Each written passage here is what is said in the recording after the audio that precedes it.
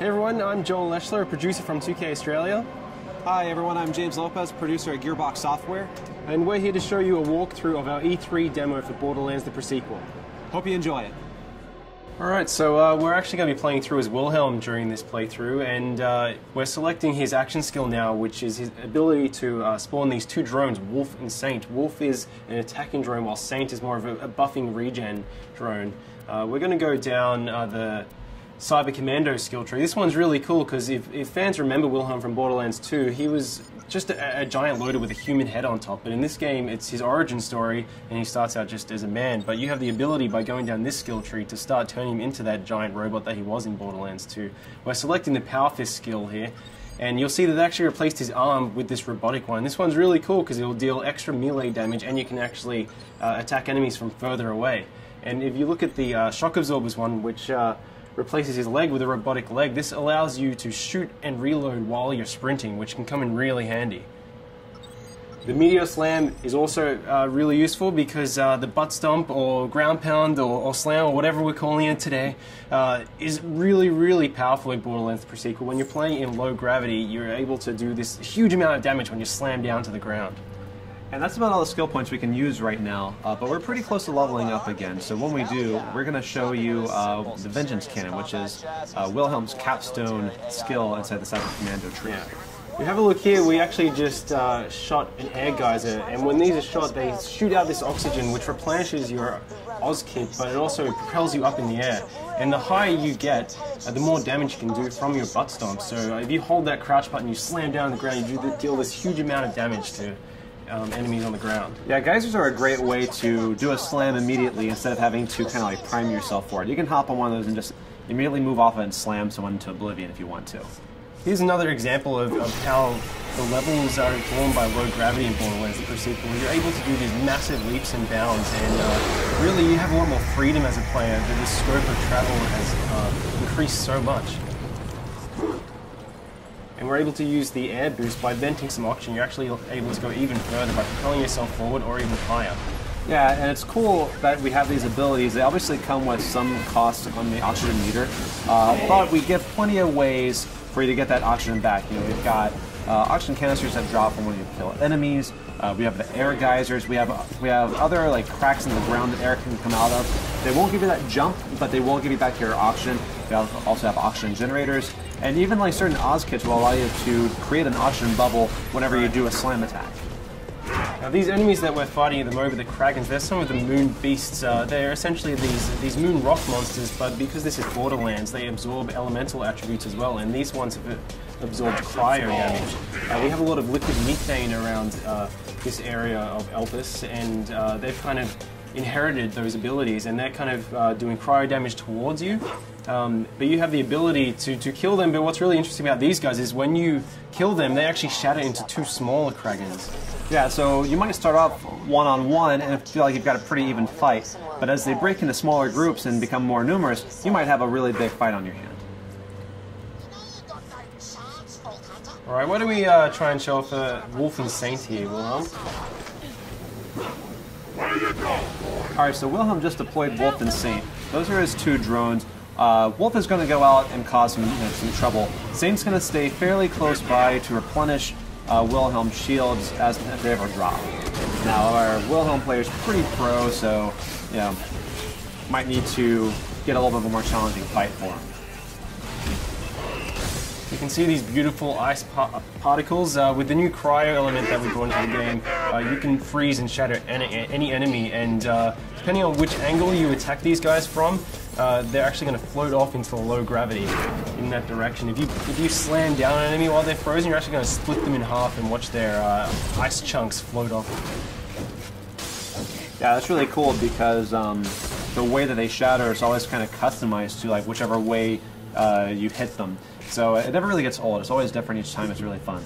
Now, our current objective in this particular level is to redirect some liquid methane. We need to get to the Drakensberg, which is this derelict Dahl ship where we've been informed there's a military AI that we can use. Jack wants to build up this robot army. He needs this military AI to use it. So we're currently trying to redirect this methane to cool off a lava river. Now, we were just fighting the Kraken, but over here you can actually see that some of the scabs are actually riding them, which you know, you gotta watch out for because you have two enemies attacking you, and whenever you kill one of these Kraken riders, you might get a couple of little Kraken riders coming out of them. You see, Wilhelm was also using these jump pads, so along with the oxygen geysers, we have these dial jump pads which are placed throughout the levels, and some of these shoot you straight up into the air, and other ones kind of propel you really far forward. Again, if you manage to chain some of these together, you can get really, really high and do a slam, which does a massive amount of damage. Look at some of these guys, you'll see that some of these scavs have this sort of orange bubble over their head. That's their oxygen bubble. That means that if you crack that bubble, then they're going to take oxygen damage because they're not able to breathe. Which is a really cool way because you can kind of do a hit and run. You don't have to worry about necessarily about finishing them off if you're taking too much heat. You can just wait for them to asphyxiate. But some of these guys also have shields and air bubbles, and so they're a little more of a stronger fight. You have to watch out with those guys because they're more dangerous. So you can see that's an example of one of the dialed jump pads which shoots you really far forward. And here we have some of the dialed jet fighters, and they're going to fly around and try and do a huge amount of damage to you. So Wilhelm is doing pretty well. Yeah, that was a spot-on hit. That was really good. Oh no, but you fell off the side. That's okay because we've got plenty of jump pads. We have a lot more verticality in Borderlands now than we ever did before. So there's not necessarily any one way to get to this objective. Really, all you have to do is just find either a jump pad or a way to jump from platform to platform. Yeah, something really great about the low oxygen, it allows you to traverse these maps really, really quickly. So because you can make these massive leaps and bounds and you have these jump pads, you're able to get from one end of the map very, very fast and really get an edge on enemies. Alright, now it looks like we just leveled up. So we're going to go and put that skill point in Vengeance Cannon. That's really interesting because if you take a certain amount of damage, Wilhelm responds with the Vengeance Cannon and can do a great amount of damage within a pretty generous period of time. You have about 30 seconds of action on this. It can come in really, really powerful when you're under the pump. Yeah. So you can see now we're actually redirecting this liquid methane, so we should be able to go over and try and freeze this lava lake. Alright, so once this pipe connects, we actually have another route on how we can get to the next objective. You could just go down to the ground if you wanted to, but because of the verticality in the pre-sequel, we can actually continue along this path here. All you have to do is have the option to make the jump, and then you can actually run along this pipe here. So there's plenty of ways to explore this map and get pretty much to anywhere you need to get. Yeah, it's really cool as well. Our level designers have built the map so, especially when you're playing co-op, you can have each player, they can approach each of these sites from different angles. So we could have taken that pipe all the way along while Athena went down by the ground and went over to the by the jump pad. Yeah, people that are especially fond of sniping should keep an eye out for these kind of opportunities because you get a superior angle from which you can snipe off those oxygen bubbles or just do just a bunch of damage in general. Yeah, absolutely. So we're going to continue along this way, and Athena's going to continue on the ground, and they're both getting that. She's going to jump across this chasm here, and we're going to get on to the next big fight. Yeah, we should be able to ambush these guys by taking them from two different angles. Once Wilhelm, finds a way to jump over this. There we go. Alright, so in this area here, we've got some jetpack scavs. We also have some guys that are on foot. They actually see a scav that Athena just killed just flying off in the distance. And he'll go on like that for quite some time. Yeah, if he still has any life left in him, he's getting pretty beautiful. Oh, yeah. Awesome. Oh, no! Athena's down. Hey, Wilhelm, why don't you go ahead and revive her using the oxygen? Yeah.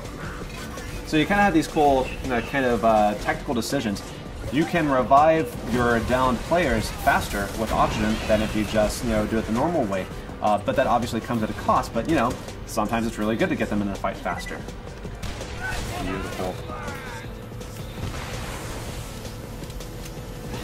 You can see we have these jetpack scavs, so all of the enemies on Elpis can take advantage of the low gravity just as much as you can. So if you're getting protection behind cover, they can actually jump over and stomp on you and invalidate your cover just like you can them. We really wanted this gravity system to go throughout every single feature in the game. Did a pretty awesome butt stomp there. Yeah, that was solid. Here's some of our new vending machines that we're just kind of teasing as we run by them, but you can see more about them later on. All right, we're coming into the processing plant now. This is actually where you just directed the liquid methane to, and it's really important that you do this because we're going to use it to freeze a lava river so we can form a natural bridge that we can cross over to the Drakensberg in the next map. Now this has a lot of enemies in it. Definitely a good time to bring out Wolf and Saint. Yeah, try and use those jump pads to get a height advantage of the players as well. If you stomp down. He just shocked that scav when he did that ground pound because of his because of the Oz kit that he has. It's really cool because each Oz kit can have a variety of features on it. Some of them will do your basic oxygen extension, but some also add elemental attacks. Some will create oxygen bubbles whenever you do a slam. There's a lot of layers to them because it's really important to us that our gear be relevant and offer some really cool stuff. Obviously, these sort of varieties are really important to us. Whenever we added the ice elemental, this also is represented across all gear items. So you've got it in shield, you've got it in grenade launch, you've got it in guns, and we also have lasers. Lasers support all the elementals, so we've added even more bazillions of gear. Yeah, you can see right here we have an ice laser. So we're able to shoot this beam, this kind of freeze ray, and then we can butt stomp and hopefully shatter this guy. Getting close. Nearly. Uh-oh. Remember, the higher you get, the more damage you're going to do.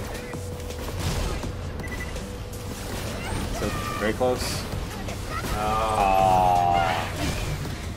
Can you just take our kill? Yeah. That's okay, though. It's always next time. So it looks like we cleared out the enemies here. Let's try and get that methane onto the lava river. Sir, I've got my best people working. It is Borderlands though, so you always have to loot. That's right. Let's take all of them over. Who the hell is Ninja. that? That is the 10-year-old boy we hired to help us. You're fired, John. You can see the Drakensberg out there in the distance, so that's our objective. We want to get to this crashed Dahl ship to get this military AI. Once we get that military AI, Jack can put into the loaders, which up until this point have been useless. They're just construction bots, basically. But once we put the AI in them, we'll be able to weaponize the loaders and reclaim Helios, which is the moonshot facility. I need you to dump the methane from the reservoirs into the lava. We'll create our own path by cooling it off. This is gonna be ace. The lake should be safe now. Let's get to the Drakensberg so you success. can find that Let's make our way over to the Drakensberg. Lads, looks like we're going to have guests over. The kind the bosun wants dead as quickly as possible. Of course, what would Borderlands be without a bunch of big baddies to have to fight? Yep, they just get bigger and bigger. I really like that he's an ice dragon, but he also has lava inside of him. Yeah, I see that all the time. Yeah, it makes sense. All right, guys, and that's our E3 demo. We hope you enjoyed seeing it. Please stay tuned for more pre-sequel news.